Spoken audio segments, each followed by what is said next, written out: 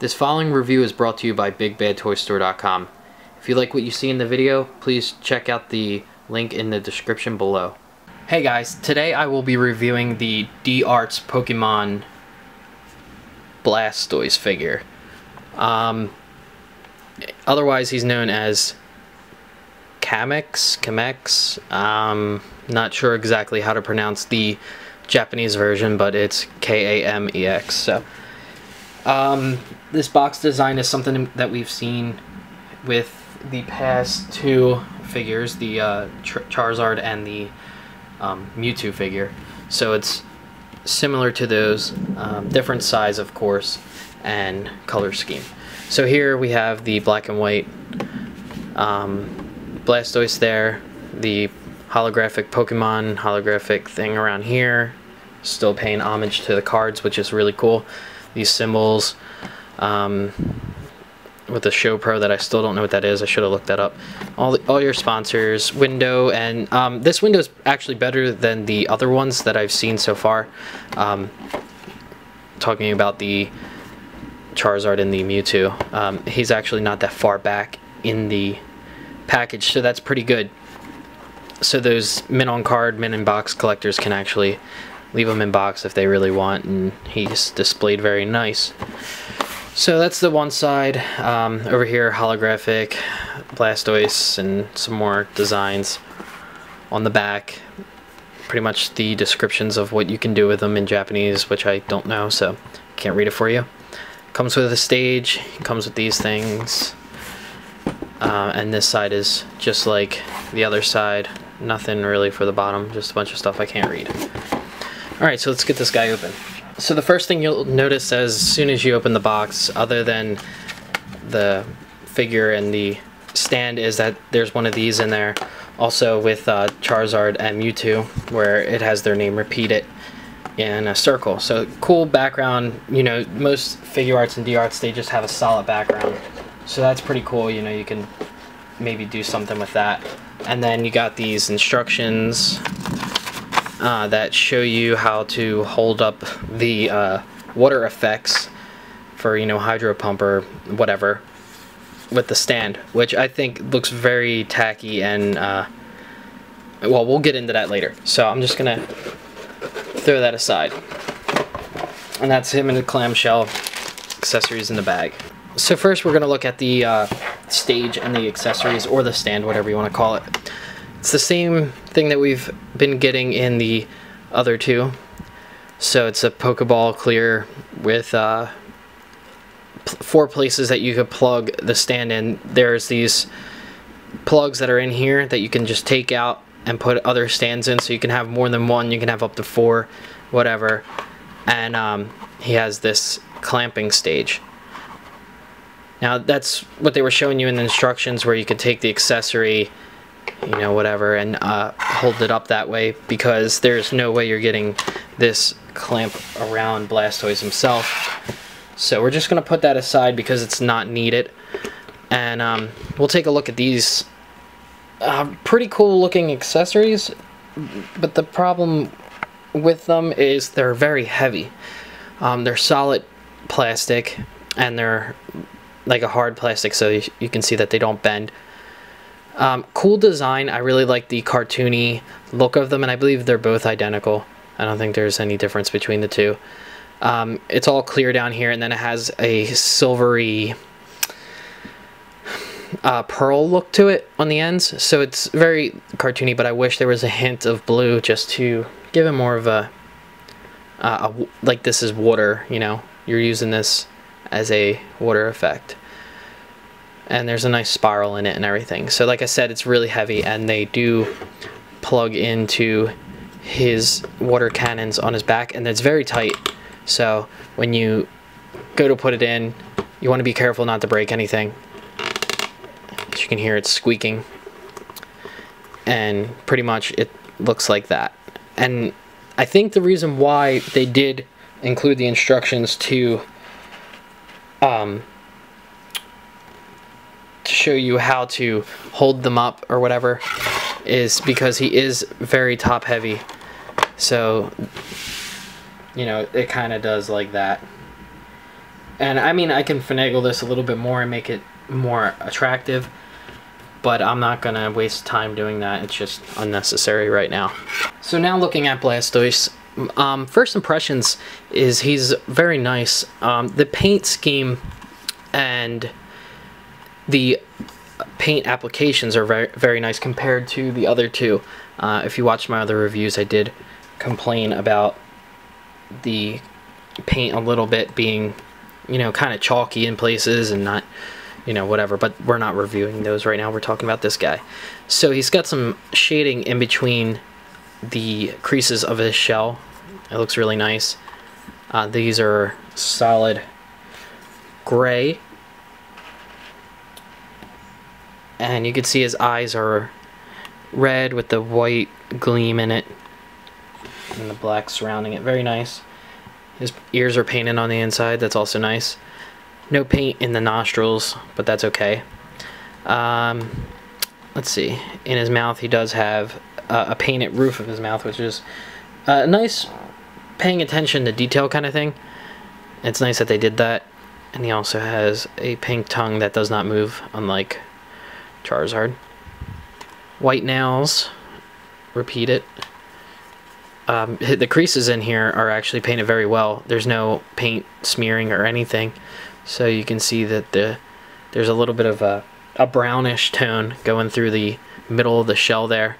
And then he's got this light gray going all the way around. I think this might be plastic though and not paint. But mostly everything else is paint. Okay, so for articulation purposes, I'm going to back the camera up.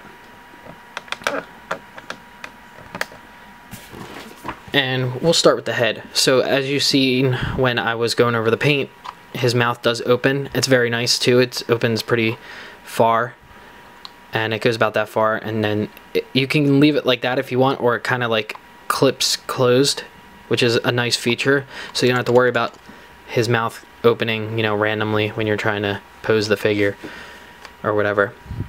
So the head is on one of those joints like Charizard, so it's like a ball joint socket thing in there, so he does have 360, which you don't need to do that. That's Pokemon cruelty right there, so don't go messing with your Blastoise's neck. And as you can see, it's a separate joint inside his shell here. So this is just like a collar piece, just like the Charizard tail if you watch that review. I didn't realize this, but his neck can go out really far. Wow. So I'm actually surprised that it can go out that far. I actually just found that out. So you can see the inner skeleton kind of in there. And you can tell that that's just a collar piece, you know, nothing big. So all that moves. He can go left to right. Doesn't necessarily stay. You can get it to stay if you put some pressure in there. It needs to be wedged kind of. As far as looking down, there's not much. You know, he doesn't really need to look down unless he's looking down at a smaller Pokemon or something like that, but you know, it's not necessary. And then looking up, he can look up like that, so it's pretty cool. This is starting to worry me now that it's kind of loose, but I'll mess with that later. It's no big deal right now. I didn't break it or anything. So, alright, here we have his arms, and this is like a kind of like on a ball joint, I guess you would say, because this is a ball too, but on the inside there's another joint, so it kind of has a little bit of movement, it has rotation. But one of the most impressive things about this is that they actually hid a disc joint in here. I'll try to get in there a little bit more. As you can see, there's the split, so he can go up and down, and then, you know, there's full rotation on this joint too, so you can put his arm in any position that you want. And then onto the hand. The hand has separate rotation, and as you see, these thumbs and fingers or whatever like to fall off, claws, whatever. They're just like the Mewtwo fingers if you have Mewtwo. They fall off easy, but they go back on easy, which is really cool, so you don't have to worry about them breaking, and they're all individually posable, so you can do whatever you want with those. And the same goes for the adjacent side. So working down to the legs, he's got one of those strange joints like Charizard did, where his leg, you can get it into certain positions, you just have to move it, and there's like a ball in there, so there's a ball joint in there, and then there's a ball joint in this leg piece, I guess you can call it. I don't know if it would be a thigh or a calf, but you can get them to kind of go out. So if you want to do a wider stance, and you can get them to, you can kind of get them to go forward. So it's not much, like if he's walking or something, and then back if you need him for swimming or whatever, because he doesn't fly. So anyway, working down to the foot. The foot is on a separate joint in itself, so it's on a ball joint. It can go all around for stability purposes. And his toes are on separate joints, so you can get them to go up and down and whatever. Especially if you're trying to get him in a running pose, the nails would bend as he would be running. And I believe, is this on a separate joint? I don't think the back one is. It looks like it's just a separate piece. So these two are, and that might be a maybe. I'm not gonna mess with it right now. His tail rotates back and forth. It kind of stops right there because of the space in between where it can rotate. And then working to the most important part of him are his cannons on his back. Now, I was under the impression originally that you could take these cannons off and close the shell, or push these in and close the shell. I could have swore I've seen a picture of him without the cannons on when he was showing up for pre-order and everything. I could be wrong. I don't know. I haven't figured out a way to do it, if it's a possibility, because the shell is solid in here.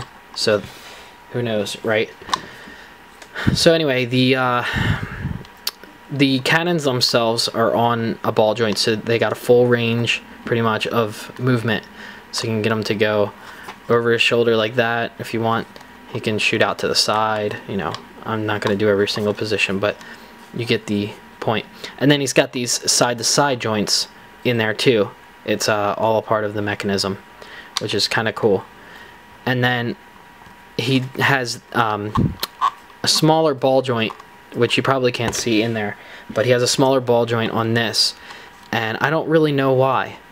It's not necessary because these are separate pieces, and I think it's just to give you that little bit more room, maybe. I really don't know why they're on a separate joint, but you can definitely see it on this one, that it moves around a lot. I tried taking off the cannons. They're on there really tight, and I don't want to break the figure, so I'm not going to do it on camera here. So if you decide to do that when you get your own, or if you have your own, that's up to you, but I don't want to be responsible for telling you to do something when you may break it. You see, I can see the ball joint in there, but I just can't pull that off. I don't want to. Okay, so I'll do this one more time so you guys can see that his accessories fit in there, and pretty much the only stance you're going to get is one where most of the weight is over top of the figure, because if you do put them down, he will start to fall forward. But I got him in as you can see, he's kind of balanced.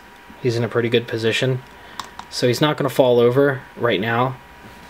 But the inside of the shell is hollow, and he's very lightweight, so these heavy pieces of plastic tend to make him fall over.